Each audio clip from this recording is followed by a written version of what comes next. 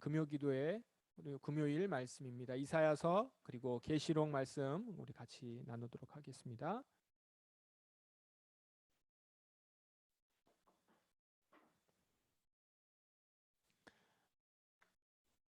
지난 목요일부터 우리 새로운 주제로 말씀이 이렇게 계속 이어지고 있습니다. 비슷비슷한 말씀들이 쭉 넘겨 보시면 여러분들 비슷비슷한 말씀들이 쭉 나올 거라고 나오는 것을 볼 수 있을 겁니다. 주제를 이렇게 말씀드렸습니다. 세상 권력을 좇지 말고 예수님처럼 섬겨라.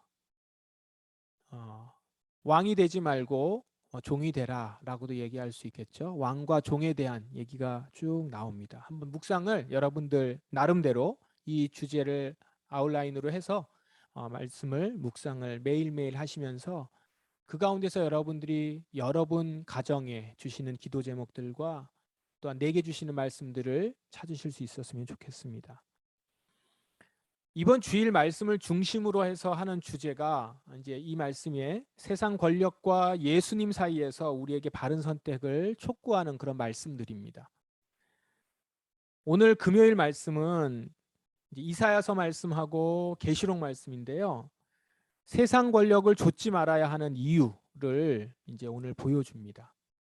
근데 오늘 말씀을 보시면 둘 다 좀 비슷한 말씀이에요. 그죠? 이사야서 말씀과 계시록 말씀 보셨을 텐데 보시면 좀 비슷비슷한 그런 내용들, 유사한 본문들입니다.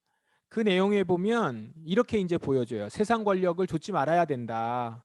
근데 좇지 말아야 되는 것이 어떤 부분으로 보여주냐면 세상 권력의 종말이 있다라는 겁니다. 세상 권력의 종말이 있기 때문에 좇지 말아야 한다라는 겁니다. 세상 권력이 어떻게 될지. 한마디로 세상 권력은 심판을 받아서 멸망하게 될 것이다. 이 말씀입니다. 내용으로만 보자면 좀 간단하죠. 세상 권력은 멸망받게 될 것이다. 그러니 어떻다고요? 이 세상 권력을 쫓아간다는 것은 어리석은 일이겠죠. 세상 권력이 심판을 받아서 멸망하는데 그것을 쫓아간다는 건 어리석은 일이에요. 지금 이제 조금 있으면 저 사람 감옥 갈 건데 저 사람하고 사업을 같이 동업을 한다거나 저 사람과 함께 논다거나 같이 지낸다거나 그러면 어떡하죠? 그건 어리석은 일이에요. 범죄자인 걸 알면서도 감옥에 갈 걸 알면서도 심판받을 걸 알면서도 잘못된 걸 알면서도 여기서 말씀이 그겁니다. 세상 권력을 쫓아간다는 건 어리석은 일이다라는 거예요. 왜냐하면 세상 권력은 심판받아 멸망하게 될 것이기 때문에. 너무 당연하죠. 오늘 말씀의 어쩌면 교훈이 이건데요. 이 당연한 말을 어제부터 해가지고 말씀에서 다음 주까지 계속 나옵니다. 이 내용이. 물론 이제 그렇게만 나오는 게 아니고 뒤에 다른 내용들도 같이 나오긴 하지만. 그리고 이번 주만 그런 것이 아니라 성경의 전반적인 내용이 그 이야기를 하고 있어요. 성경 내내 이 말씀을 하고 있습니다. 그러면 보세요. 당연한 말이지만 당연한 말인데 당연한 말을 이렇게 왜 이렇게 많이 적어놨을까? 이거는 다시 얘기하면 당연한 말이지만 당연하게 받아들여지지 않기 때문이라는 거죠. 않고 있다라는 거예요. 그러면 왜 당연한 말인데 당연하게 받아들여지지 않을까요? 그 이유가 뭘까? 제가 두 가지로 정리를 해봤습니다. 첫 번째는 우리가 세상 권력이 망할 것처럼 느껴지지 않기 때문에 그래요. 우리가 세상 권력을 볼 때 망할 것 같지 않다라고 느끼기 때문이고, 또 하나 둘째, 세상 권력의 실체를 잘 못 보기 때문에 그렇습니다. 세상 권력이 어떤 모습이라는 걸 잘 모르고 겉으로 드러나는 모습만을 보기 때문에. 세상 권력을 볼 때 따라갈 만하고 흠모할 만한 거죠. 선악과처럼. 그렇기 때문에 잘 못 보기 때문에 그렇고요. 또 바로 전에 얘기한 것처럼 세상 권력이 망할 것처럼 느껴지지 않기 때문에 그냥 세상 권력을 쫓아가게 돼요. 세상 권력을 쫓아가면 심판받게 되기 때문에 그건 어리석은 일인데 그것이 너무나 당연한데도 이게 당연하게 받아들여지지 않는 이유라는 거예요. 그래서 이런 이유들 때문에 성경도 이 부분에 대해서 강조를 굉장히 많이 합니다. 한 가지 이 두 가지를 한번 살펴봅시다. 첫 번째, 우리가 세상 권력이 망할 것처럼 느껴지지 않기 때문에 그것에 대해서 성경에서 뭘 보여줘요? 세상 권력이 망한다는 것을 보여줘요. 계속. 세상 권력은 망할 것이다. 심판받을 것이다. 이걸 강조하는 겁니다. 우리는 보통 세상 권력은 망하지 않는다라는 생각을 할 때가 많아요. 의외로 은연중에 그렇게 생각을 많이 합니다. 말은 하지만 그렇게 생각 안 해요. 그래서 세상 권력은 계속 되거든요. 지금도 세상 권력이 계속되고 세상 권력은 계속 있어 왔고요. 그런데 오늘 말씀은 세상 권력이 망한다는 걸 보여줍니다. 일단 이사야 말씀 보시면 바벨론 성에 대해서 나옵니다. 이 바벨론 성에 대해서 바벨론 성과 바벨로니아 백성들, 그들은 티끌에 앉아라, 땅에 앉아라, 바빌로니아 사람들아, 이제 너희는 통치자가 아니다. 너희는 곱거나 아름답다는 말을 듣지 못할 것이다. 그들의 망하는 모습을 얘기를 하고 있는 것이죠. 벗은 몸이 드러날 것이고 부끄러운 모습이 들춰질 것이고 내가 하나님이 원수를 갚겠다. 어느 누구도 이렇게 원수를 갚는 데 있어서 방해하지 못하니까 바벨론 사람들과 백성들은 이 하나님의 원수 갚는 일들에 그대로 당하게 될 것이다. 이렇게 얘기하는 거죠. 망한다라는 거예요. 바빌로니아 사람들아 어둠 속에 잠잠히 있어라. 내가 다시는 민족들의 여왕이라는 이름을 들었대요. 자기도 그렇게 불렀을 것이고 다른 사람들도 그렇게 불렀을 거예요. 자타가 공인하는 그런 사람들이었는데 이제는 그런 말을 듣지 못할 것이다. 바벨론 성에 대해서 이사야 선지자가 예언하고 있는 내용이에요. 통치자예요. 곱고 아름답고요. 민족들의 여왕이라는 말을 들었던 바벨론인데 실제 역사를 통틀어서도 세상 패권으로 가장 강력했던 나라들이 역사 가운데 몇 개가 있어요. 그 중에도 바벨론은 선두에 속하는 나라입니다.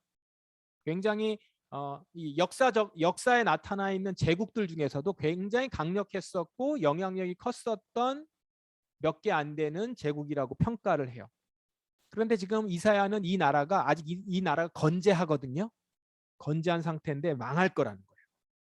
비참하게 될 것이고 수치를 당할 것이고 이전의 명성을 갖지 못할 것이며 아무도 그 가운데서 그런 이 바벨론을 다시 구원하지 못할 것이다. 이제 이렇게 얘기해요. 그리고 실제적으로 바벨론은 망했죠. 이름은 남아 있습니다. 이름은 남아서 지금도 어떤 큰 제국을 얘기할 때는 바벨론을 이렇게 빗대어서 얘기를 하기도 하고 바벨론이라고 얘기하기도 해요. 근데 물론 좋은 의미로 얘기하진 않아요. 하나님께 크게 심판을 받아 멸망한 나라이기 때문에 그렇습니다. 그러면 오늘 말씀의 이 내용이 이사야서의 내용이 우리에게 주는 교훈이 뭐예요? 일단은 역사적으로 제국은 망하는구나. 이거는 오늘 말씀을 보지 않아도 역사만 봐도 알 수 있는 것들이에요. 여기서 한 단계 더 나가면 뭐죠? 내가 사는 시대에 풍미하던 그 권력. 여러분이 지금 이사야가 살고 있던 시대로 가보세요. 그곳에 있는 여러분 이스라엘 백성이라고 생각해 보세요. 아니, 그 주변에 바벨론 주변에 살던 사람들이라고 생각해 보세요. 내가 사는 시대에 절대 권력처럼 느껴졌던 그 권력이 그 세상이 철옹성같이 견고해 보이지만 망한다라는 거예요. 그리고 그 망함은 하나님의 심판이라는 것입니다. 세상 권력이 계속 건재하다고요? 세상 권력을 갖고 있던 나라들이 망해요. 망하면 또 다른 나라가 세워졌다고요? 중요한 건 그 나라가 망했다라는 것이고 여기서 중요한 게 있습니다.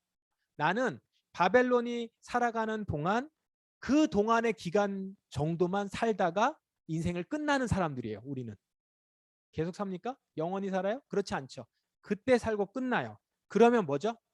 그 살던 시대에 세상 권력을 붙잡고 그게 자기의 최고라고 생각하며 교만하게 살아갔었던 그들이 심판받을 때 너희는 어떻게 했느냐는 거예요.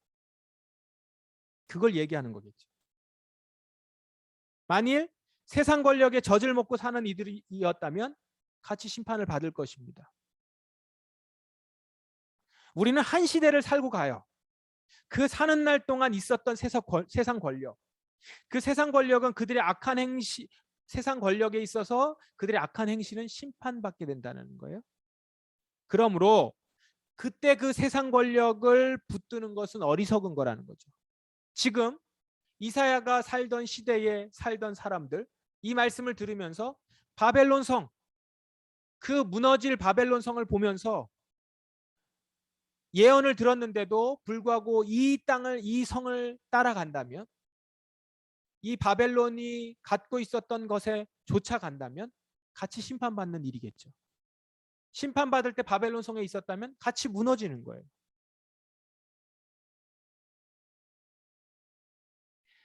지금 바벨론의 예언을 하는 이사야는 어디 사람이에요? 이스라엘 선지자예요. 이 말은요, 이사야가 지금 이 예언을 누구를 향해서 외치는 거예요? 이 내용만 가지고는 여러분 대답 이렇게 하실지도 몰라요. 바벨론 사람들에게 얘기하는 걸 거예요 라고 얘기할지도 모르겠습니다.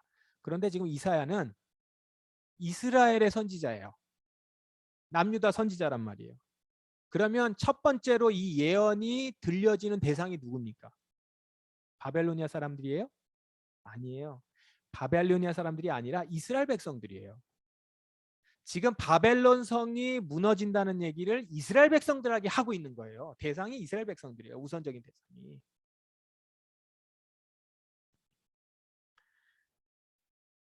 당신의 하나님의 언약 백성들에게 바벨론이 될 일을 보여주면서 어떻게 하라고요? 바벨론과 어떤 약속과 계약을 맺지 말라라는 거죠. 언약 관계로 가지 말라는 거예요.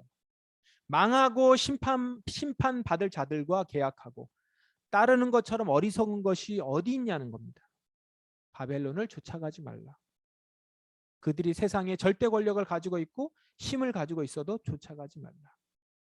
모든 민족의 여왕 같은 면모를 보였다고 그래요. 바벨론이. 이스라엘 민족 입장에서는 바벨론을 쫓아야 평안과 안전을 약속받을 수 있을 것 같아요. 그러나 실체를 보라는 거예요. 그들은 망할 것이고 자기를 구원할 수 없는 무능한 나라일 뿐이라는 거예요. 그래서 세상 권력, 우리의 왕이 될 수 없다라는 겁니다. 그 왕이라는 자, 여왕이라는 그를 심판할 진짜 왕이 계신다는 거예요. 그거를 지금 이스라엘 백성들에게 이야기하고 있는 거죠. 여기 보시면 3절에 내가 이렇게 나오잖아요. 어느 누구도 나를 방해하지 못한다. 누가 선포되고 있어요? 여호와 하나님이 선포되고 있잖아요. 바벨론에게 여호와 하나님이 선포되고 있어요. 바벨론 성 사람들은 여호와 하나님을 믿거나 따르는 사람들이 아니에요. 그러나 그건 상관이 없어요. 아니요. 그거 자체가 심판받는 일이에요. 모든 권력 위에 계시는 권력자 하나님, 모든 신 위에 계시는 신 하나님께서 바벨론을 지금 심판하시겠다는 그거를 이스라엘 백성들이 지금 듣는 겁니다. 그 하나님이 어떻게 얘기하는 줄 아세요? 내 백성이라는 말을 해요. 이 내 백성이 누구예요? 이스라엘 아닙니까? 이스라엘. 바벨론은 하나님의 백성 이스라엘을 괴롭혔던 민족입니다. 그리고 하나님께서 이스라엘 당신의 백성이 너무 말을 듣지 않고 약속을 깨니까 그리고 자기가 그냥 말을 안 듣고 간다고 하니까 놓으셨죠. 그리고 징계를 하신 거예요. 혼을 내셨단 말이에요. 그러면서 바벨론에게 붙이셨다고요. 바벨론은 이 혼내는 일을 위탁받은 사람인 거, 위탁받은 민족이었던 거죠. 그런데 이들이 어떻게 했냐면 위탁받은 것 이상으로 무자비하게 자기가 함부로 대해도 되는 양 그렇게 대했다는 것이죠. 하나님은 지금 그걸 진노하고 계시는 거예요. 내가 너희들에게 내 백성을 맡겼어도 그렇게 하라는 것이 아닌데 무자비하게 다루고 노인들에게까지 고된 일을 시키면서 혹사시켰다라는 거예요. 그거에 하나님이 진노하신 거예요. 그러니까 우리 하나님께서 우리를 당신의 택한 백성들을 혼내실 때는 혼내시는 그 정도가 있어요. 근데 그거를 옆에서 보는 자들이 더 많이 나아간다거나 무자비하게 대한다거나 조롱하거나 무시하면 그들에 대해서 더 진노하시죠. 우리 말씀 가운데서 에돔을 진노하시는 거 보셨죠? 잡혀가고 있는 내 백성들을 조롱했던 것에 하나님께서 진노하시잖아요. 하나님은 당신의 백성을 끝까지 지키고 계세요. 그 지금 내 백성, 내 백성을 무자비하게 다루고 그리고 노인들에게까지 고된 일을 시켰었던 그들, 그 세상 권력은 심판받을 거예요. 형벌이 지금 가중되고 있어요. 비록 벌을 주느라 바벨론에게 혼내는 것을 허락했지만 그렇게 혹독하게 다루도록 허락한 것은 아닌데 바벨론이 자신의 주제도 모르고 날뛴 거예요. 그런 그들은 자기들이 지금 왕인 줄 아니까 그런 건데 진짜 왕이신 하나님이 이들을 지금 손보겠다라는 겁니다. 자, 그러면 바벨론 입장에서 만약에 똑똑한 바벨론이라고 하면 어떻게 해야 되죠? 지금 형량을 줄이려면, 혼나는 걸 줄이려면 누구에게 잘 보여야 돼요? 이스라엘 백성에게 잘 보여야 되는 거예요. 그러니까 지금 사실은 이스라엘 백성들이 바벨론에게 잘 보이려고 노력할 것이 아니고 바벨론이 이스라엘 백성들에게, 하나님의 택한 백성들에게 잘 보여야 돼요. 그래야만 심판을 덜 받을 수 있거든요. 이 구도를 누가 알고 있어야 된다고요? 이스라엘 백성들이 알고 있어야 된다고요. 하나님의 백성으로 당당해야 되고, 하나님의 백성으로 언약을 지키고, 하나님의 백성으로 명예를 지키고, 자신의 위치와 자리를 지켜야 된다는 거죠. 우리 계속 언약 백성에 대한 얘기를 나눴잖아요. 이 언약 백성의 모습이에요.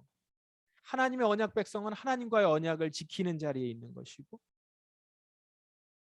그래서 이 세상에 대하여서 책임지는 자리에 있는 것이지, 그들의 눈치를 보거나 그들에게 나의 평안과 안식을 맡겨서는 안 된단 말입니다. 그걸 지금 이사야는 이스라엘 백성들에게 바벨론의 운명 될 것을 보면서 그들을 예언하면서 보여주고 있는 겁니다. 세상 권력이 망할 것처럼 느껴지지 않아서 세상 권력을 좇으려는 이들에게, 아니 우리들에게 오늘 말씀하는 겁니다. 세상 권력을 따르지 말라. 너 하나님의 백성아, 세상 권력을 따르지 마라. 세상 권력은 심판받고 망할 것이다. 세상 권력이 어떻게 될지 망각하고 있는 우리에게 하나님은 반복적으로 세상 권력이 어떻게 될 것인지를 보여주고 계신다는 거죠.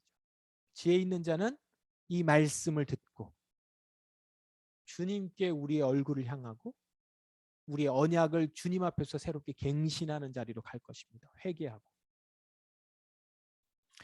두 번째로는 세상 권력을 따라가지 말아야 되는 것이 당연함에도 불구하고 당연하게 받아들여지지 않는 이유가 세상 권력의 실체를 잘 못 보기 때문이라는 거예요. 그 부분에 대해서 하나님께서는 또 얘기를 해주십니다. 세상 권력의 실체를 못 보고 속는 이들에게 성경은, 말씀은 세상 권력의 실체를 보여줘요. 세상 권력이 심판받을 미래를 보여준 것이 있고, 또 하나는 세상 권력의 실체를 보여줍니다. 오늘 계시록 말씀이 그걸 보여주세요. 이사야 말씀은 그 미래를 보여줬고, 물론 계시록 말씀도 그런데 계시록 말씀에서 조금 더 분명하게 실체를 보여줍니다. 어떤 걸 보여주냐면 그 나라의 실체예요. 세상 왕들이 모여있는 큰 성이에요. 그 성을 이제 뒤에 보면 바벨론이라고 얘기해요. 여기 바벨론 나오죠. 큰 성입니다. 이 나라의 실체예요. 근데 어떻게 묘사가 돼요? 1절에 보시면 물 위에 앉은 큰 창녀. 창녀인데 큰 창녀. 큰 창녀가 받을 심판을 내게 보여주겠다. 여기도 심판 나오죠. 근데 여기서 제가 주목하는 부분은 창녀예요. 자, 이들이 뭐예요? 창녀라는 거예요. 그 나라를 창녀라고 말하는 겁니다. 성경의 그 개역 개정에는 음녀 이렇게 나와 있습니다. 이들이 어떻다고요? 음란한 죄를 짓고 악하고 가증스러운 일들을 벌여요. 그런 음녀라는 거예요. 계시록 말씀은 세상에 대한 영적인 실체를 이렇게 상징과 은유로 통해서 보여주고 있어요. 그래서 오늘 말씀 여러분들이 조금 집중적으로 보셨다면 그림으로 이렇게 그려보면 참 좋죠. 어떤 그림을 통해서 지금 우리에게 어떤 의미들을 지금 전하고 있는지를 생각해 보시면 훨씬 재밌게 말씀을 볼 수 있는 것이 요한계시록입니다. 여기 보면 이 음녀의 모습을 보여줘요. 그리고 음녀와 함께 있는 세상의 왕들을 보여줍니다. 2절에 세상의 왕들이 그 여자와 함께 음란한 죄를 짓고요. 음탕한 짓을 하고 있는 거죠.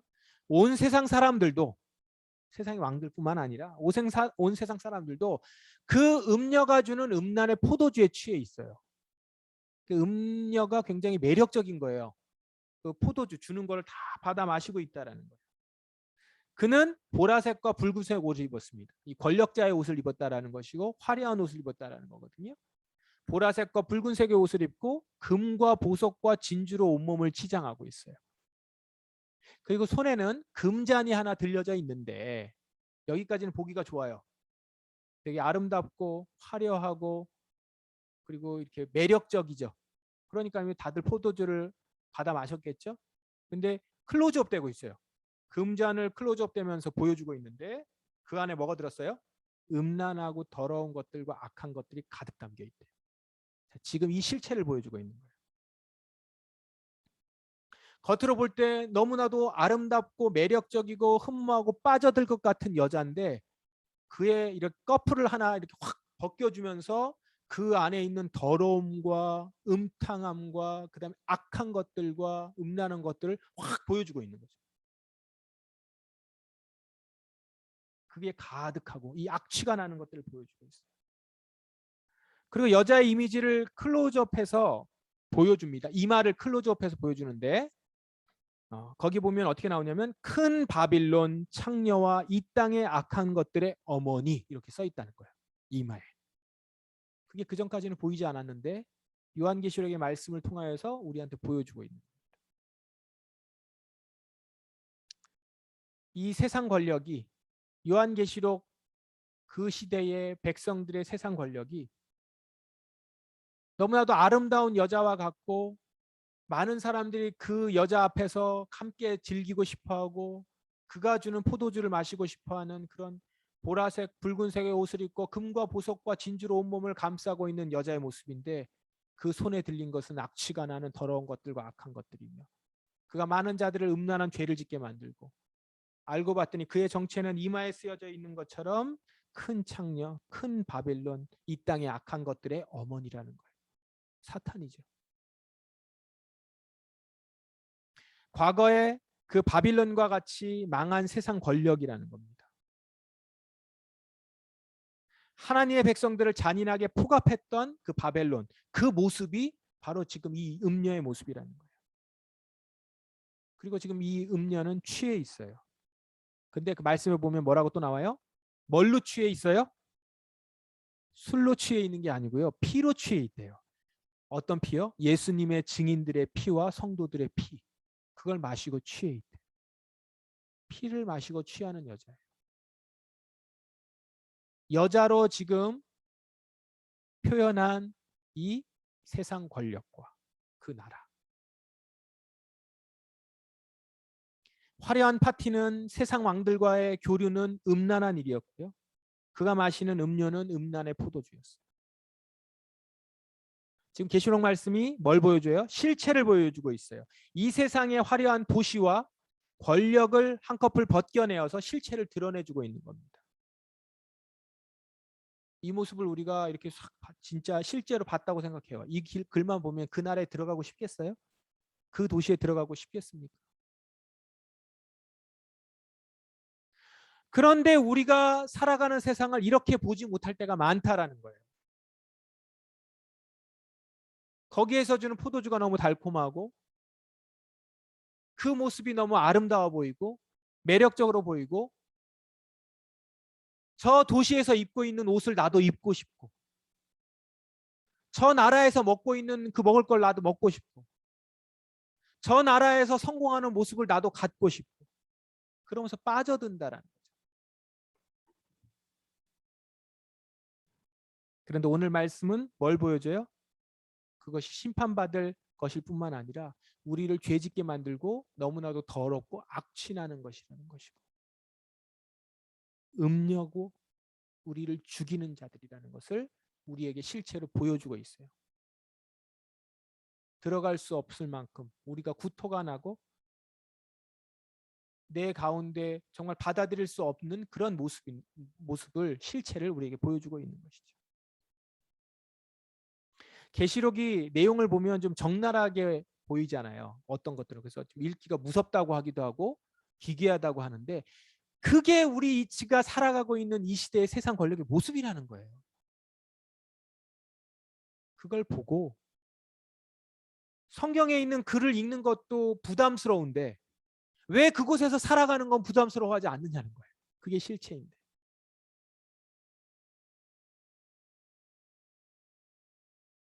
우리가 죄를 지을 때의 실체가 그렇고 우리가 그 가운데 들어가서 빠져 죽어갈 수밖에 없는 그곳이 바로 실체가 그곳이라는 거죠. 그런 것이라는 거죠.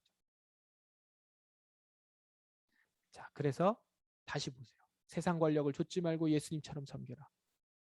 이 말씀이 얼마나 무게 있는 말씀인지. 우리에게 주시는 하나님의 정말 단 하나의 명령처럼 우리에게 주시는 것이니 얼마나 그렇게 무게 있고 중요한 말씀인지 모릅니다. 오늘 금요일 말씀은 세상 권력을 좇지 말고 이 부분에 좀 포커스가 많이 맞춰져 있어요. 그렇죠? 근데 일단 그걸 좇지 말아야 예수님처럼 섬길 수 있어요. 그게 이제 보이죠.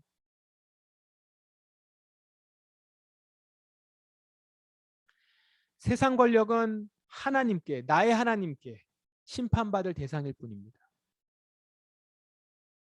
만일 예수님의 증인들을 못 살게 굴었다면, 만약에 그들이 예수님의 증인들을 못 살게 굴고 그들의 피를 마신 자들이라면 그들은 더욱 크게 심판받을 것입니다. 쫄지 마세요. 쫄지 맙시다. 우리를 어떻게 대했는지가 그들의 심판의 하나의 잣대예요. 형벌이 가중될 것입니다. 교회를 핍박했고 말씀을 위반했으며 하나님을 조롱했다면 그들의 죄는 더욱더 가중될 것입니다. 우리는 누구를 쫓아다닐 자들이 아니라 중심이 되어서 우리를 통해 복을 누리고 우리를 통해서 하나님의 복음이 증거가 되어 그의 나라가 일어나는 중심입니다. 우리가 중심인 것은 하나님이 우리의 중심이시기 때문이시고 이 세상의 중심이시기 때문입니다. 우리 믿음의 사람이고 언약의 백성인 여러분, 말씀으로 보여주신 이 세상의 실체를 오늘 볼 수 있기를 바랍니다. 그리고 우리의 영적인 눈이 보다 활짝 열려서 그 악한 영의 음란한 일을 보고 여러분에게 주님께서 요한에게 묵시의 말씀을 보여주신 것처럼 오늘 여러분이 말씀을 보고 기도할 때에 여러분에게 그 묵시의 말씀을 보여주셔서 실제로 이 땅에서 우리가 쫓아가지 말아야 될 것들을 보고 깨어있고 예수님을 온전히 쫓아가는 모습이 되기를 바랍니다. 깨끗한 거룩하고 깨끗한 주님을 흠모하며 쫓아갈 수 있는 우리로 살아가기를 주의 이름으로 축원합니다. 함께 기도하겠습니다. 말씀 붙들고 우리 기도하십시다. 오늘 우리를 눈을 열어주시고 깨어있게 하시고 또한 때로는 우리 모습이 회개해야 될 부분들이 있습니다.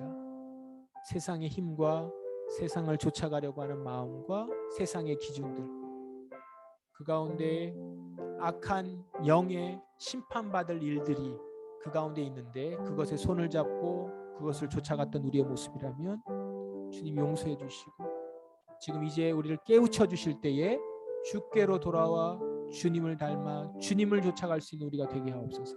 이 시간 말씀을 붙들고 함께 기도하시겠습니다.